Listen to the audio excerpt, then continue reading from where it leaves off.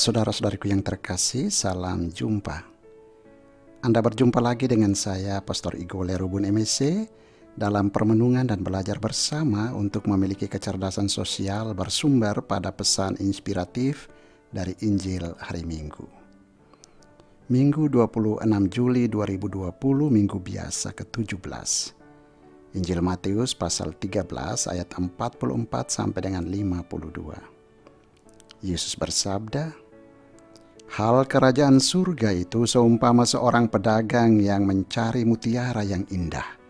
Setelah ditemukannya mutiara yang sangat berharga, ia pun pergi menjual seluruh miliknya, lalu membeli mutiara itu." Seperti biasa, pertanyaannya adalah, kecerdasan sosial pesan inspiratif apa yang dapat kita pelajari dari sabda Yesus ini?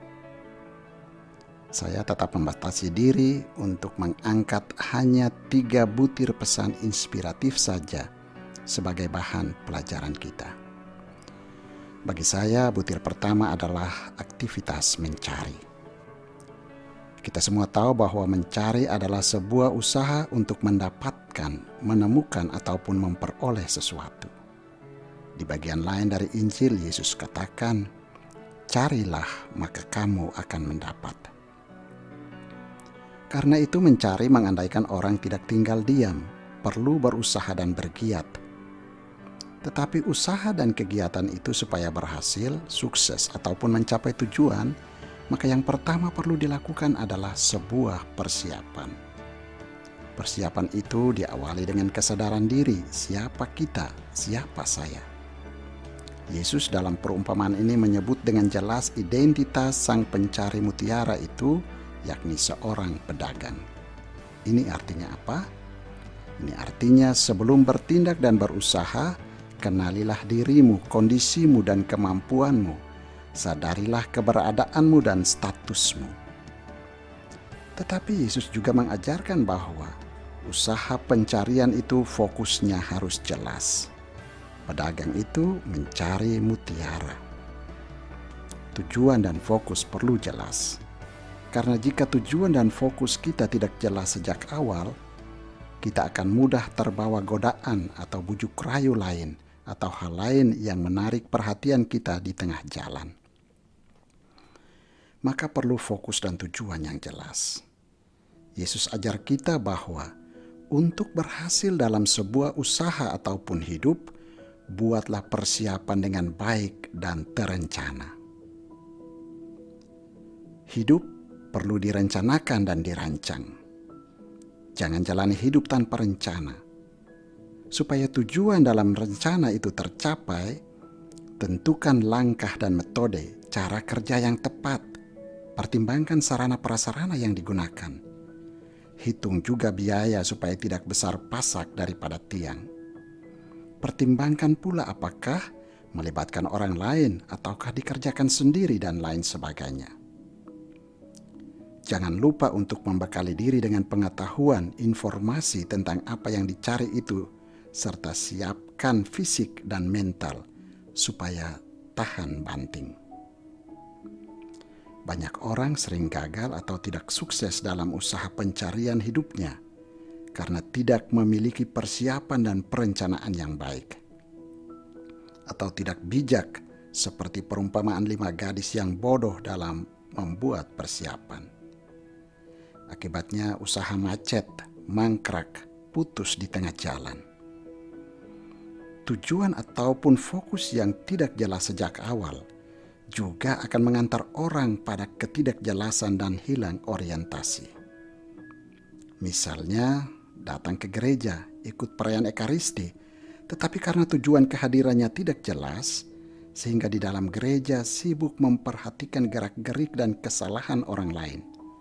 Ngobrol dengan orang lain, atau bahkan mengantuk tidur saat pastor sedang memberikan renungan. Atau datang terlambat karena sebelum berangkat ke gereja tidak ada persiapan terlebih dahulu dan lain sebagainya. Dalam pengamatan saya, banyak orang datang terlambat itu bukan karena macet di jalan, tetapi karena tidak ada persiapan yang cukup untuk menghadiri misa. datang ke gereja hanya karena rutinitas semata, tanpa memaknai kehadirannya, sekedar melaksanakan kewajiban tanpa arti dan makna. Butir kedua adalah aktivitas menjaga dan merawat. Sesuatu yang berharga itu ketika telah menjadi milik kita, perlu dijaga dan dirawat. Bahkan demi menjaga dan merawat hal yang berharga itu, kita mempertaruhkan segalanya. Sering orang suka membangun rumah dan gedung yang bagus, tapi kemudian tidak cukup bekal dan cukup perhatian untuk merawat dan menjaga rumahnya. Sehingga baru beberapa tahun sudah terjadi kerusakan di mana-mana. Ada orang sudah bersusah-susah belajar dan menjadi Katolik, tetapi setelah dibaptis dan sudah mengenal Yesus, dia malah tidak mampu menjaga dan merawat imannya, sehingga dengan mudahnya tergiur dan tergoda pindah agama. Sudah berjuang memperoleh cinta pasangan hidupnya sampai dipersatukan dalam sakramen perkawinan, tetapi setelah itu tidak menjaga dan merawat cinta itu, sehingga benarlah ungkapan mudah menikahi orang yang dicintai, tapi tidak mudah mencintai orang yang dinikahi. Lalu dengan mudah ambil jalan pintas bercerai. Padahal saat pernikahan didoakan, apa yang dipersatukan Allah janganlah diceraikan manusia. Keluarga pun menjadi berantakan. Atau juga sering kita mendengar ungkapan dalam dunia usaha dan olahraga bahwa untuk mencapai prestasi tertentu memang butuh usaha dan perjuangan. Tetapi untuk mempertahankan prestasi itu butuh kerja ekstra. Yesus dalam perumpamaan ini mengajarkan kepada kita untuk tidak puas diri dengan capaian yang kita peroleh, ataupun tidak lupa daratan saat berhasil, ataupun larut menikmati hasil capaian itu. Tetapi berusahalah lebih lagi untuk merawat dan menjaga capaian itu, jika Anda tidak mau untuk bangkrut dalam hidup dan imanmu. Bahkan untuk menjaga, merawat, dan mempertahankan hasil capaian itu, butuh suatu pengorbanan total dengan mempertaruhkan segala yang kita punya. Butir ketiga adalah aktivitas mengembangkan atau memperluas. Menarik sekali bahwa setelah menemukan mutiara yang dicari itu, pedagang itu bahkan menjual semua yang dia miliki untuk membeli mutiara itu. Inspirasinya adalah melepaskan yang sudah dimiliki untuk memiliki yang baru yang lebih berharga. Tetapi kita bisa bertanya, untuk apa memiliki mutiara atau hal yang lebih berharga itu?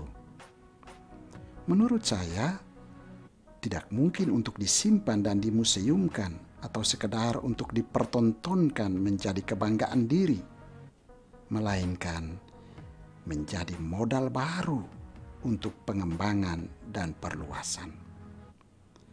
Tidak cukuplah hanya dengan dibaptis menjadi Katolik dan mempertahankan iman Katolik, tetapi perlu mengembangkan iman kita itu untuk menjadi garam dan terang, supaya hal yang berharga yang kita temukan dalam kekatolikan kita itu dikenal pula dan dihargai oleh orang lain.